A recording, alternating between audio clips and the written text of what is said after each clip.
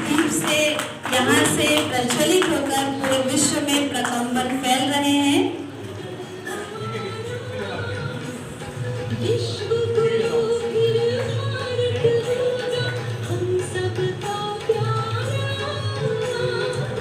खुशी हो रही है कि भारत के जो 75 वर्ष आज़ादी के हुए हैं, जो पूरा भारत देश मना रहा है, और इसी के अंतर्गत ब्रह्मा कुमारी द्वारा भी आज़ादी के 75 वर्ष से स्वर्णिम भारत की ओर इस प्रोजेक्ट का शुभारंभ उद्घाटन हमारे देश के प्रधानमंत्री माननीय नरेंद्र मोदी जी द्वारा किया गया।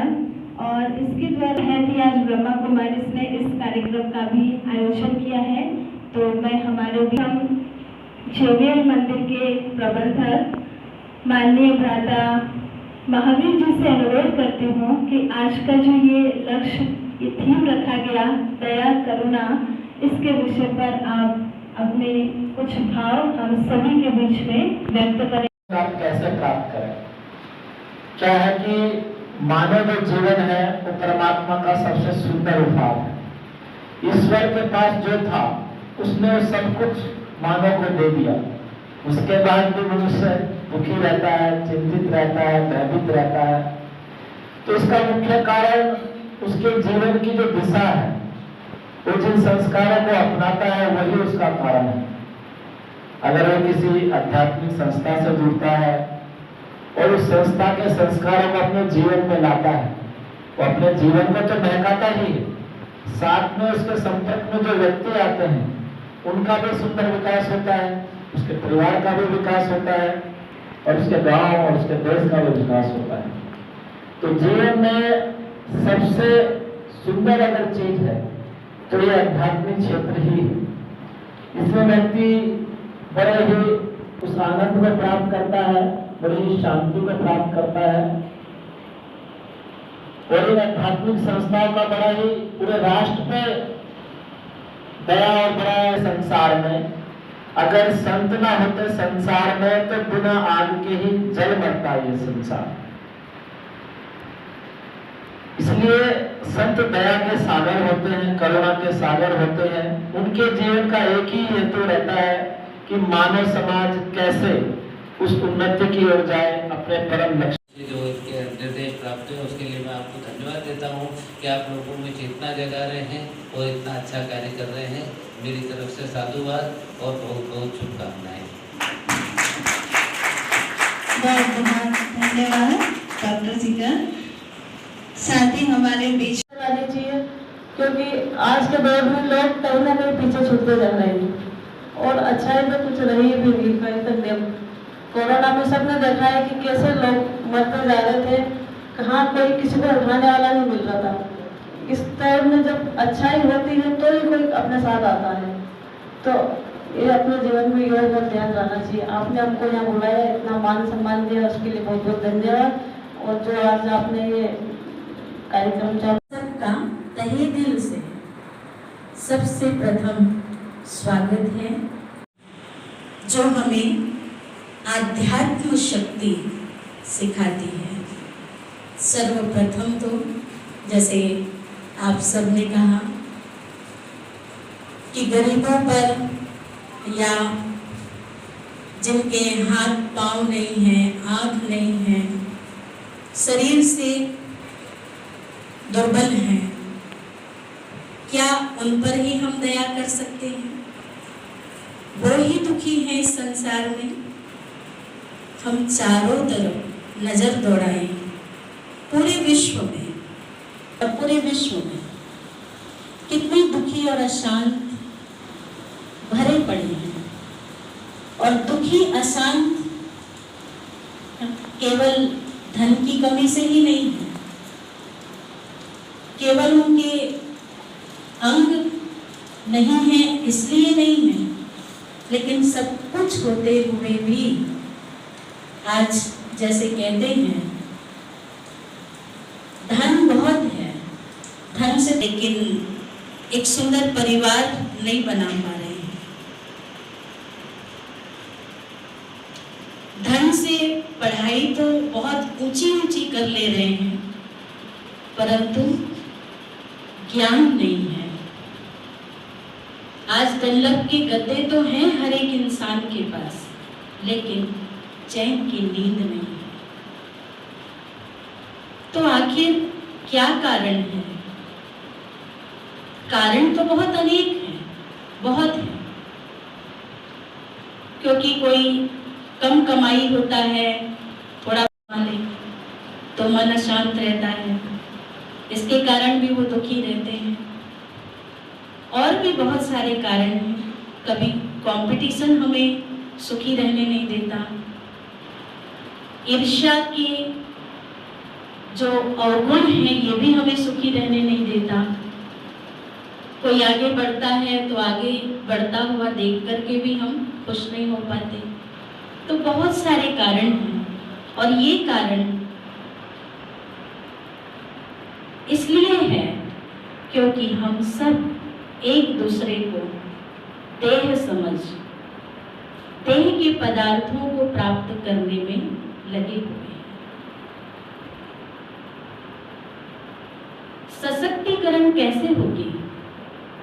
जब हम देह और देह के आकर्षण में, देह के पदार्थों को प्राप्त करने में लगे रहेंगे तो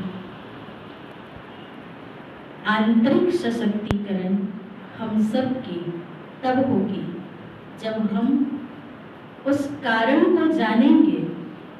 जैसे आज कोई बीमारी है, बीमारी तो अनेक प्रकार की है, कितनी बीमारी।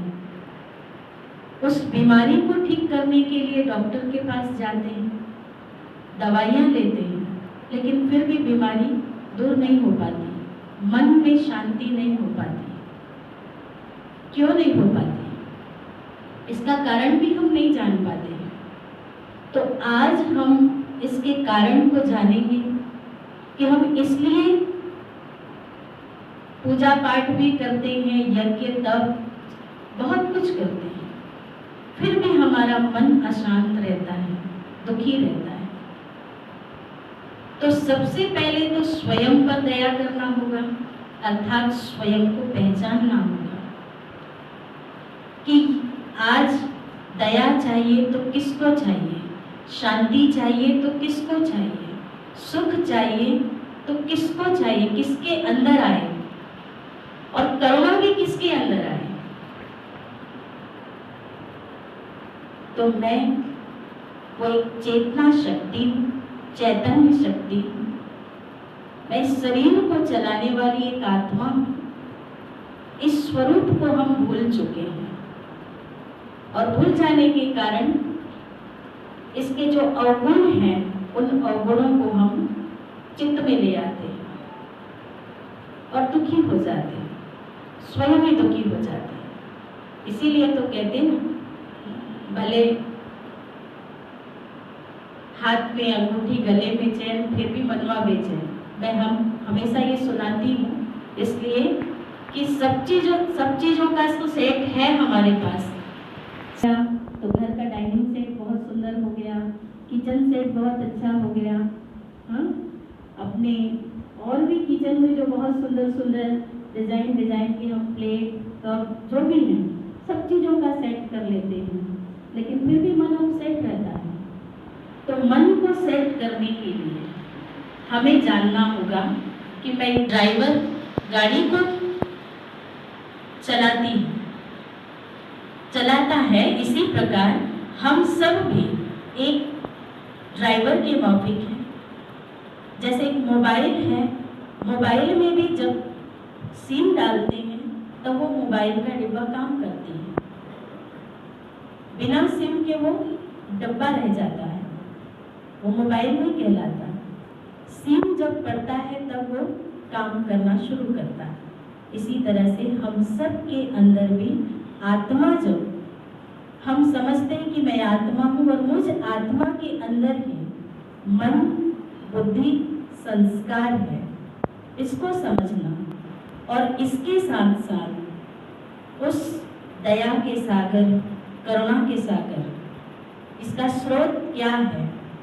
जैसे आज लाइट जली है, इस लाइट का स्रोत पावर हाउस से इसको मिल रहा है। आज सूर्य का जो रोशनी है वो रोशनी भी सूर्य दे रहा है। इसी तरह से हम सब के आत्मा को भी एक शक्ति प्रदान करना, एक दया का भाव लाना, जागृत करना हम सबके अंदर तो है। दया भी है, करुणा भी है, प्रेम भी है, सुख भी है, शांति भी है। हमें कहीं बाहर जाने की जरूरत नहीं है। हम स्वयं को पहचाने और उस स्वयं भू को पहचाने, परमात्मा को पहचाने, अर्थात राजयोग का ज्ञान हम सबको हो, तब उस परमात्मा से संबंध जोड़ें। संबंध जुटेगा तो उस परमात्मा से हम सबको ये सब गुणों की प्राप्ति होगी, इन शक्तियों की प्राप्ति होगी। और अपने आप जब हम स्मृति में लाएंगे कि हमारे अंदर ही वो करुणा है, हमारे अंदर ही वो दया है, उसको हम मेडिटेशन के द्वारा, ध्यान के द्वारा और जागृत करें, इमर्ज करें। क्योंकि ये तो मर्ज हो गया है ना। मर्ज हो गया तो हम क्या सोचते, जो प्रैक्टिकल जीवन में चल रहा है, हाँ इस क्रोध करना है, किसी पर क्रोध करना है, किसी पर बेरहम करना है, रहम नहीं करना है, तो वही चीज़ों को अपनी संपत्ति समझ लिए हैं, या लोभ करना है तो यही हमारी संपत्ति है, हम सब ने ये समझ लिया। लेकिन आज यदि इन सब से दूर जाकर अपने आप से पूछिए और शांत होकर के बैठकर अपने आप को देखिए कि वास्तव में करुणा कहाँ होना चाहिए, दया कहाँ होना चाहिए, सुख कहाँ होना चाहिए। तो हम महसूस करेंगे हम सब के अंदर वो दया है, वो करुणा है और वो सुख है, वो शांति है, असीम है। अंदर के जगत में हम जाकर के जरा खोजें, अनुभव करें। क्योंकि बाह्य जगत में हम चांद तारों तक पहुंच गए और चांद तारों में भी हम मंगल में पहुंच गए, मंगल में घर बनाने का सोच लिया, लेकिन जीवन मंगल नहीं हुआ, जीवन में मंगल नहीं हुआ। तो भले हम कहीं भी बाह्य जगत में भटके दौड़े, लेकिन जब तक हम स्वयं को महसूस नहीं करेंगे, स्वयं के वो निजी गुणों को महसूस नहीं करेंगे, तब तक ये जागृत नहीं होगी। तो ये आध्यात्म हमें यही सिखाता है कि हम स्वयं को जानकर और स्वयं के जानकर भगवान से अपना सर्व संबंध जोड़ें, तो उस परमात्मा से ही हम सबको वो शक्ति मिलेगी, जिससे हम आत्माएं भी मास्टर सर्वशक्तिवान बन जाएंगे। और हम सब के अंदर हर एक आत्मा के लिए हम यही शुभ भावना, शुभकामना भगवान के साथ करें, भगवान को साथी बना करके करें कि हर एक आत्मा इस विश्व के अंदर कोई भी दुखी न रह जाए, सब सुखी हो, सब शांत हो। ऐसे अपने मन की शक्ति को बढ़ाते हुए उन आत्माओं को शक्ति प्रदान करें। इस वातावरण में जाती रहती हूँ। कहते हैं कि संत के बोलने के बाद में कोई वाणी नहीं रहती। हमारी सविता दीदी ने हमें बहुत कुछ अपनी अमृत वाणी से सुनाया है। उसके बाद में मुझे बोलने की कोई भी ऐसा नहीं लगता है कि कोई बोलने की आवश्यकता है, कुछ भी बोलने की। लेकिन फिर भी जो विषय दिया है, हमारे भाई महावीर जी ने भी बहुत कुछ अच्छी बातें हमें बताई है। और हमारे यहाँ पर जितने भी सामने बैठे हैं वो सब मेरे पिता के तुल्य है, मात्र के तुल्य है। अगर मैं उनके सामने ये बात कहती हूँ कि हमें दया और धर्म और करुणा का ध्यान रखना चाहिए, तो वे यहाँ पर रोज यहाँ इस पवित्र स्थान पर आते हैं। हमारी भारत की भूमि एक पवित्र स्थान है और पवित्र स्थान पर जिस प्रकार से परमपिता परमेश्वर ने जो हम पावन भूमि पर जन्म लिया है और उन्हीं के मार्ग पर चलकर परमपिता परमेश्वर की ब्रह्म कुमारियां दीदी जिस प्रकार से मानव सेवा के लिए, मानव कल्याण के लिए सेवाएं कर रही है, ये हमें सब सीखने को मिलता है। आपके पास में जब आते हैं और यहाँ इस पवित्र स्थान पर आते हैं, कहते हैं नर ही नारायण है, तो मैं ये कहती हूँ नारी ही नारायणी है।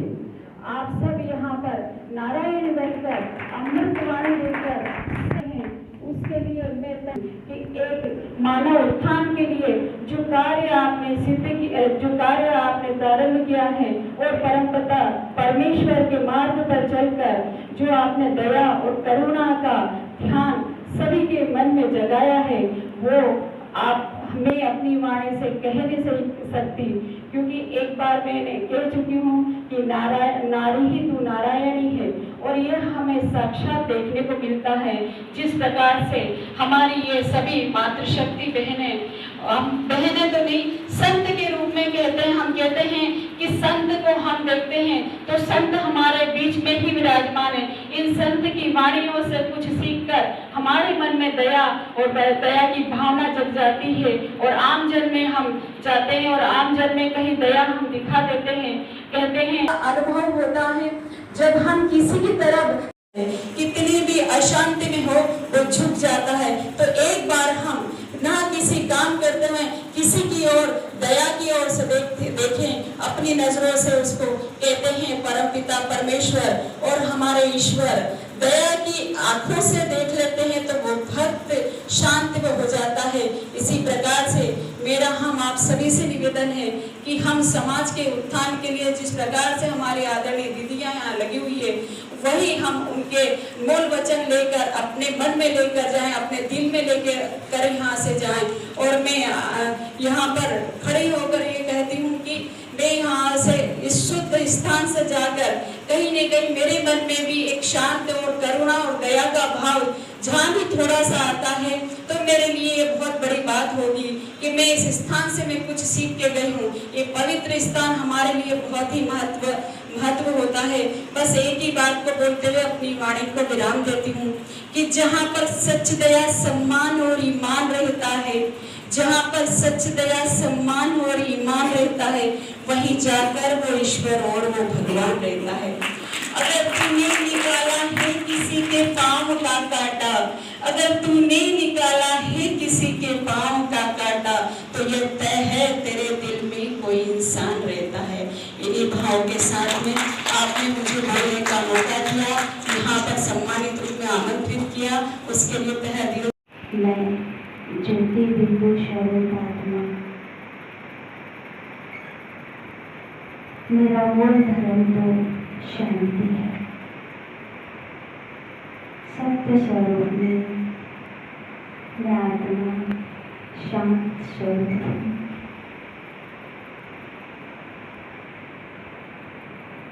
शांत स्वरूप आत्मा हर एक के उनके भाव को समझकर उनकी आवश्यकता के अनुसार उनकी मदद करती है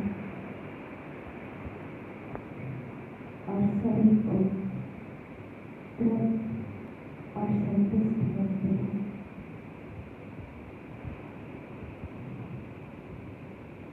महसूस करेंगे मैं अपना शांत स्वरूप हूँ। मेरे चारों तरफ शांति का, सुख का, आनंद का और प्यार का वातावरण, ये सारी चीजें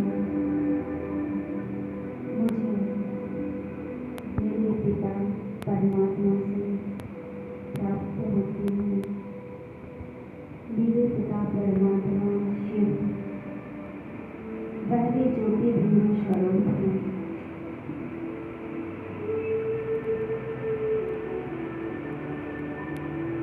कुछ क्षण के लिए अपनी आंखों को बंद कर लीजिए और अपने पिता परमात्मा शिव का बहुत ही सुंदर स्वरूप इमर्ज कीजिए।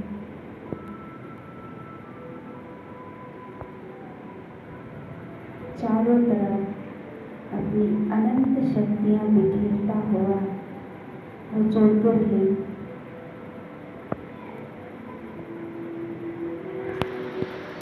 महसूस कीजिए।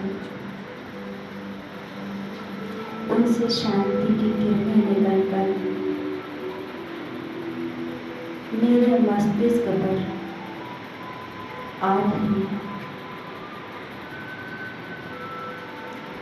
और मेरा मन और तन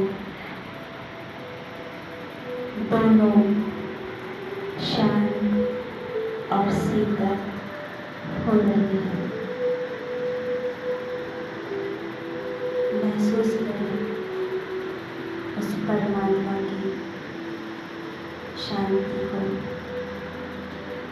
वो शांति के सागर है,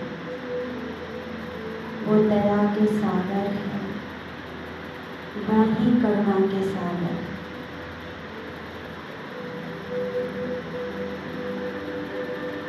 वो सारी शक्तियाँ हमको देने के लिए तैयार है, पर मुझे समय चाहिए उन अनंत शक्तियों को अपनी आत्मा में आत्मसात करने का।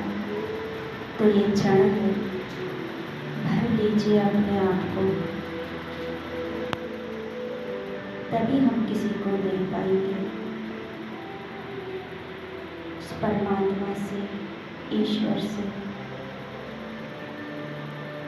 हमारे पास उसकी अनंत शक्तियाँ प्रवाहित हो रही। मैं आत्मा अपने को भरपूर कर रही हूँ। उनकी अनदेखी किरणें, अदृश्य किरणें मुझ आत्मा में समाती जा रही है और मैं आत्मा शक्तिशाली बनती जा रही है। इतना अपने को शक्तिशाली बनाना है कि कोई कैसा भी व्यवहार मेरे साथ करे, पर फिर भी मेरा धर्म है उन पे दया करना, उनका भला करना। मैं अपना धर्म न छोड़ूं, औरों को भी उस धर्म के मार्ग पर चलना सिखा सकूं। भले मुझे थोड़ा सहन करना पड़े, ऐसी शक्ति उस शक्तिदाता परमात्मा से मुझ आत्मा में भर रही।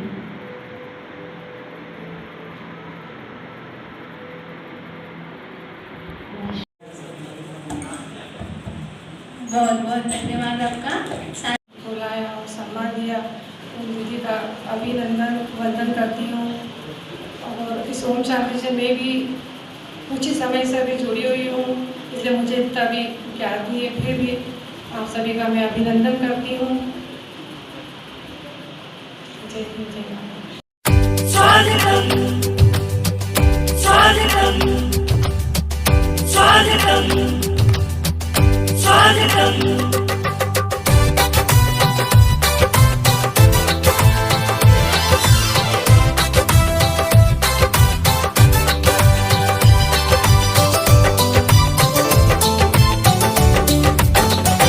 स्वागत करते हैं दिल से आपका, अभिनंदन करते दिल से आपका। स्वागत करते हैं दिल से आपका, अभिनंदन करते दिल से आपका। खिली है कलियां, सजे हैं द्वार,